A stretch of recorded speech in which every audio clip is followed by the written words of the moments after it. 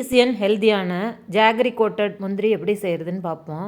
இதே ரெசிப்பியை நீங்கள் சுகரில் வேணாலும் ட்ரை பண்ணலாம், அதுவும் ரொம்ப டேஸ்ட்டாக இருக்கும். நான் எல்லா மெஷர்மெண்ட்டும் இந்த 60 ml கப்பில் தான் எடுத்திருக்கேன்.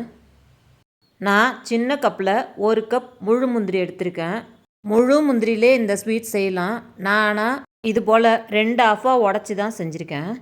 தேவையான அளவு முந்திரியை ஒரு தட்டில் பரத்தி நல்ல வெயிலில் 1 மணி நேரம் காய வச்சு எடுத்து 2ஆக உடச்சிங்கன்னா ஈஸியாக உடைக்க வரும்.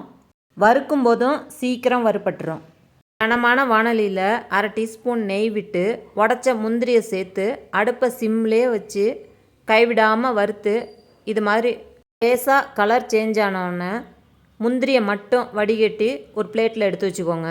அதே கடாயில் 1/2 டீஸ்பூன் நெய் விட்டு 1/2 கப் தேங்காய் துருவல் சேர்த்து சிம்லே வச்சு கைவிடாமல் வறுத்து உதிராக வர அளவுக்கு வறுத்து எடுத்துக்கோங்க. கலர் சேஞ்ச் ஆக வேண்டாம். தேங்காய் நல்லா ஆறுனதுக்கு அப்புறம் ஒரு மிக்சி ஜாரில் சேர்த்து நைஸாக பொடியாக்கிக்கோங்க. அப்போ தான் முந்திரியோட நல்லா ஒட்டி பிடிக்கும்.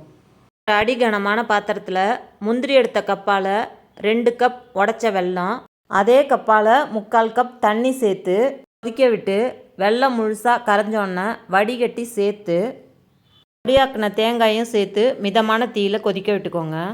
அடிக்கடி கலந்து விட்டுக்கோங்க. தேங்காய் இருக்கிறதுனால சீக்கிரம் அடியில் ஒட்டிடும். அது நல்லா இறுகி இது போல் நொறையாக கொதிக்க ஆரம்பித்ததுக்கப்புறம் ஒரு கிண்ணத்தில் தண்ணி எடுத்து அதில் பாக விட்டு உருண்டி பார்த்திங்கன்னா இது மாதிரி சாஃப்டான பால் பதம் வரணும். அந்த ஸ்டேஜில் அடுப்பை நிறுத்திட்டு 1/4 டீஸ்பூன் ஏலக்காய் பொடி சேர்த்து நல்லா கலந்துட்டு வறுத்த முந்திரியை சேர்த்து கைவிடாமல் கலந்துக்கிட்டே இருந்தீங்கன்னா இது போல் மேலே வெல்லம் கோட்டாகி வந்துடும். உடனே தட்டில் எடுத்து போட்டு இது மாதிரி ஆற விட்டுக்கோங்க. அப்போ தான் முந்திரி தனித்தனியாக வரும். சூடு நல்லா ஆறினதுக்கு அப்புறம் ஒரு ஏர்டைட் பாக்ஸில் போட்டு வச்சுக்கோங்க.